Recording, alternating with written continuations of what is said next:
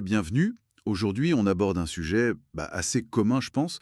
Cette frustration-là, quand on comprend de mieux en mieux le français, Mmh. que ce soit à l'écrit ou même en écoutant, Mmh. mais au moment de parler, hop, ça coince. Ah oui, le fameux blocage, c'est un classique. Exactement. Passer de cette compréhension, disons passive, à l'expression active, c'est vraiment un cap difficile pour beaucoup. Tout à fait. Alors, justement, on s'est penché sur un texte qui analyse ça de près. L'idée, c'est de voir pourquoi ça bloque et surtout de trouver des pistes, des stratégies concrètes pour enfin oser prendre la parole. Oui, des clés pour déverrouiller un peu tout ça. C'est ça. Bon, alors, euh, allons-y. Déjà, pourquoi parler, c'est si différent de comprendre? Le texte explique bien la différence cognitive.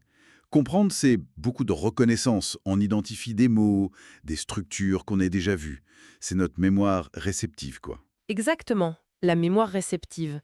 Alors que parler, là, c'est une autre paire de manches. C'est de la production active.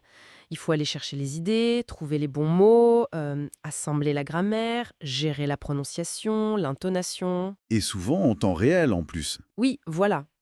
La charge mentale est beaucoup plus lourde, c'est indéniable. Et le texte ne s'arrête pas là, il parle aussi du côté psy. Ah oui, et c'est fondamental. Cette charge cognitive, elle est démultipliée par le facteur psychologique. La peur de faire des fautes, d'être jugé, d'avoir l'air ridicule. Le fameux perfectionnisme aussi, non? Totalement. Le perfectionnisme, les mauvaises expériences passées, le manque de confiance, tout ça, ça joue énormément. Et puis, il y a ce que le texte appelle le manque d'automatisme. Comprendre une règle de grammaire, c'est une chose, Mhm. mais l'utiliser spontanément, sans réfléchir, c'en est une autre. Ça demande de la répétition, de la pratique, pour que ça devienne presque un réflexe. D'accord, c'est clair, hein. Alors, face à ça, heureusement, le texte propose des solutions. La première, c'est d'essayer de penser en français. Oui, ça c'est une excellente piste. L'idée, c'est d'éviter le réflexe de traduire depuis sa langue maternelle. Ça ralentit, ça complexifie. Et comment on fait ça concrètement? On peut commencer petit, décrire mentalement ce qu'on fait. Là, je prépare mon café, je ferme la porte, se parler un peu à voix basse peut-être. Ou même tenir un mini-journal oral, genre s'enregistrer 2 minutes? Exactement, c'est une très bonne idée ça. Habituer le cerveau à formuler directement. Une autre technique mentionnée, c'est le shadowing. Ça a l'air intéressant. Ah oui, le shadowing. Ça consiste à écouter quelqu'un parler, un natif de préférence, et à répéter juste après en essayant d'imiter le rythme, l'intonation. Presque comme un écho, en fait. C'est ça. Et c'est super efficace pour améliorer la prononciation, mémoriser des tournures de phrases et gagner en fluidité. Le conseil, c'est de commencer simple, avec des dialogues pas trop rapides, si possible avec le texte sous les yeux au début. D'accord. Et pour construire des phrases un peu plus longues? Le texte parle de fractionnement. Oui, le fractionnement. L'idée est simple. On prend une phrase un peu complexe et on la coupe en petits bouts logiques. Genre, Par exemple, je voudrais réserver une table pour 2 personnes, ce soir, s'il vous plaît.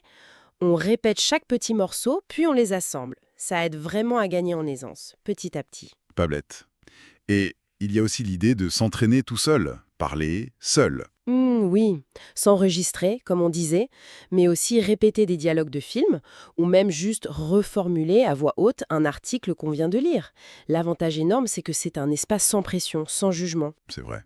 L'erreur n'est plus un drame, c'est juste une info. Ah, là, je dois revoir ce point. C'est un outil, en fait. Oui, mais si on parle seul, est-ce qu'on ne risque pas de répéter toujours les mêmes erreurs sans s'en rendre compte, sans correction extérieure? C'est une très bonne question. Effectivement, le parler seul, c'est surtout pour la fluidité, la confiance, l'habitude de produire du langage.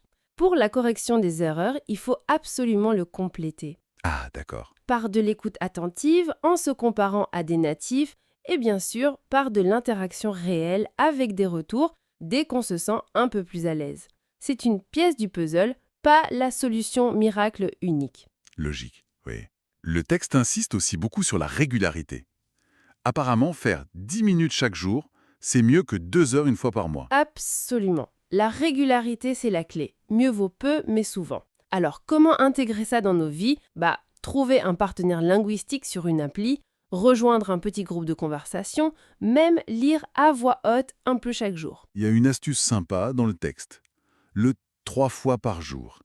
Se forcer à dire une ou deux phrases en français le matin, le midi, le soir. Juste un petit truc. Oui, c'est excellent pour créer une routine.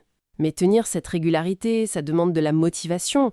Et là, on en revient à l'état d'esprit. Le côté psy encore. Exactement.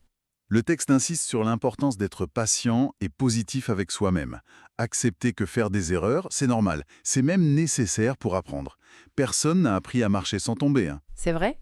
Pour rester motivé, un bon truc, c'est de se fixer des tout petits objectifs, réalisables, des micro-objectifs. Genre, aujourd'hui, je vais essayer de commander mon pain en français. Ou je vais raconter ma journée en 3 phrases. Et fêter les petites victoires, j'imagine. Ah mais oui, c'est crucial, se féliciter pour chaque petit progrès. Tiens, j'ai compris cette blague. Oh, j'ai parlé 2 minutes sans chercher mes mots. On peut même tenir un petit carnet de réussite. Ça aide à voir le chemin parcouru. D'accord. Bon, si on devait résumer un peu tout ça. Pour résumer les points clés de cette analyse, oui, passer de la compréhension à l'expression, c'est un défi. C'est lié à la fois à la charge cognitive, c'est plus dur techniquement, et au blocage psychologique, la peur, tout ça. Mais, et c'est le plus important, c'est un défi tout à fait surmontable. Mhm. Des stratégies comme essayer de penser directement en français, faire du shadowing, découper les phrases, et surtout pratiquer régulièrement sans se mettre trop de pression. Eh bien ça marche. L'objectif final, c'est pas la perfection, c'est de communiquer, de se faire comprendre et d'interagir. Donc, au final, ce qu'il faut retenir, c'est 1. Reconnaître que c'est difficile et que c'est normal. C'est à la fois technique et mental. 2. Utiliser ces outils shadowing, parler seul, etc., pour créer des automatismes et gagner confiance. Oui. 3. La régularité avant tout, même si c'est juste un peu chaque jour. Et 4. Être sympa avec soi-même, quoi. Voir l'erreur comme une étape. Le but, c'est de trouver sa voie, sa manière de parler français. Exactement. Et peut-être, pour finir, une petite question à laisser infuser. Au-delà de toutes ces techniques bien structurées, quel serait le tout premier petit pas, vraiment le risque le plus minime qu'on pourrait tenter? Allez, dès aujourd'hui, pour juste commencer à briser ce silence, ne serait-ce que pour 30 secondes.